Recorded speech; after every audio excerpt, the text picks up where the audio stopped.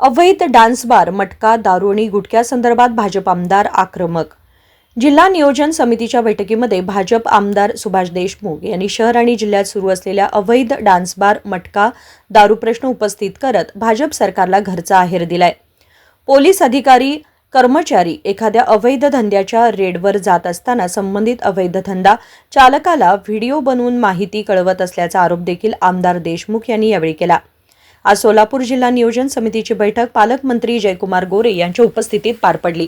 यावेळी उपस्थित माढ्याचे आमदार अभिजित पाटील, अक्कलकोटचे आमदार सचिन कल्याण शेट्टी, आमदार राजू खरे आदी लोकप्रतिनिधींनी शहर आणि जिल्ह्यात सुरू असलेल्या अवैध व्यवसायाविरोधात आवाज उठवला. राज्यात भाजपाची सत्ता असताना भाजप आमदार तथा माजी सहकार मंत्री सुभाष देशमुख यांनी आपल्या सरकारच्या कार्यकाळात सुरू असलेल्या अवैध धंद्याविरोधात आवाज उठवला आहे. शहरामध्ये आणि ग्रामीण भागामध्ये अवैधरित्या डान्स बार आजही चालू आहेत, मटका चालू आहे, बेकायदेशीरित्या दारू विक्रीची चालू आहे. मी शासनाला, पालकमंत्र्याला विनंती केली की हे कुठंतरी थांबलं पाहिजे आणि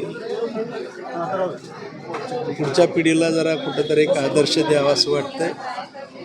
याचबरोबर आमच्या ज्या राष्ट्रीय महामार्गावरती बाहेरचे भक्तगण येत असतात, गाड्या घेऊन परिवारासहित येत असतात. या परिवारासहित आलेल्या गाड्यांना, बाहेरच्या गाड्यांना अडवणूक करणं आणि त्यांना नको त्या त्रास देऊन, नको ते दंडाच्या पावत्या, नको त्या गोष्टी तपासणी करावी, पण जाचक अट घालून त्या परिवाराला त्रास देऊ नये, जेणेकरून बाहेर जिल्ह्यातल्या लोकांना माझ्या या सोलापूर जिल्ह्यात यायला सुद्धा नको वाटायला लागलेलं आहे.